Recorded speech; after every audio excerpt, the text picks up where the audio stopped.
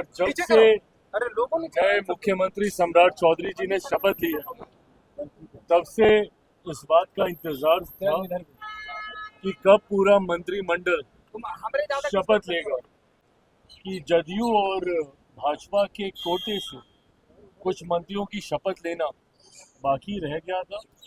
नमस्कार, मैं विकास कुमार, आप देख रहे हैं जन सृष्टि। बिहार में मंत्रिमंडल का गठन होने वाला है 7 तारीख को, जिसमें बिहार के जितने भी बीजेपी हो, एनडीए का जितने भी विधायक वो मंत्री के रूप में शपथ लेंगे। और आज केंद्रीय मंत्री चिराग पासवान ने साफ साफ कह दिया है कि मेरे तरफ से इतने मंत्री रहेंगे और जेडीयू की तरफ से इतने मंत्री रहेंगे। सबसे पहले उनकी बातों को सुनिए कि चिराग पासवान क्या कुछ कहते हुए नजर आ रहे हैं। देखिए, बिहार में नए नेतृत्व में एनडीए सरकार का गठन हुआ है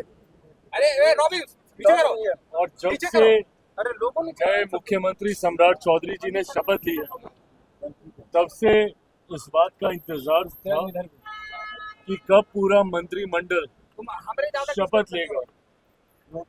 ऐसे में ये बात शुरुआत में ही गठबंधन के भीतर तय हो गई थी कि एक बार 5 राज्यों के चुनाव परिणाम आएंगे, उसके बाद मंत्रिमंडल का विस्तार होगा। अब जबकि 5 राज्यों के चुनाव परिणाम आ गए हैं, जिसमें बंगाल, असम जैसे राज्यों में प्रधानमंत्री नरेंद्र मोदी जी के नेतृत्व में जो एक ऐतिहासिक जीत भाजपा को हासिल हुई है, यकीनन ये अपने में एक ऐतिहासिक जीत है।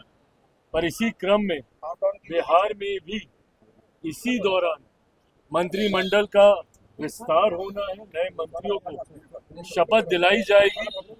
मैं मानता हूं कि ये 6, 7, 8 यही तारीखों पे हम लोग चर्चा कर रहे थे। इन्हीं तारीख में मंत्रिमंडल का विस्तार पूर्णतः कर लिया जाएगा और उसके बाद बंगाल में भी बड़े पैमाने पर शपथ की तैयारी की जाएगी। चिराग पासवान के पार्टी में कितने मंत्री होंगे इस बार? भाई, जो फॉर्मूला पिछली बार था उसमें बदलाव के कोई कारण मुझे दिखाई नहीं देते हैं।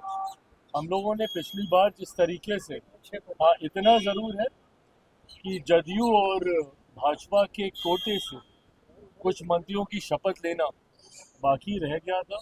संभवतः इस बार वो भी पूरा कर लिया जाएगा। कंगना रनावत ने बयान दिया था सर, उन्होंने कहा कि यदि चिराग पासवान के साथ मेरा कुछ संबंध रहता तो अरे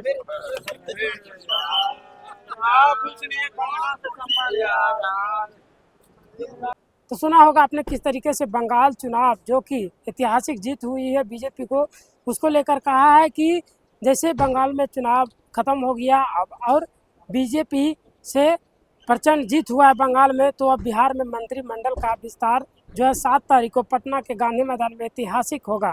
तो देखते रहेंगे जन सृष्टि पटना।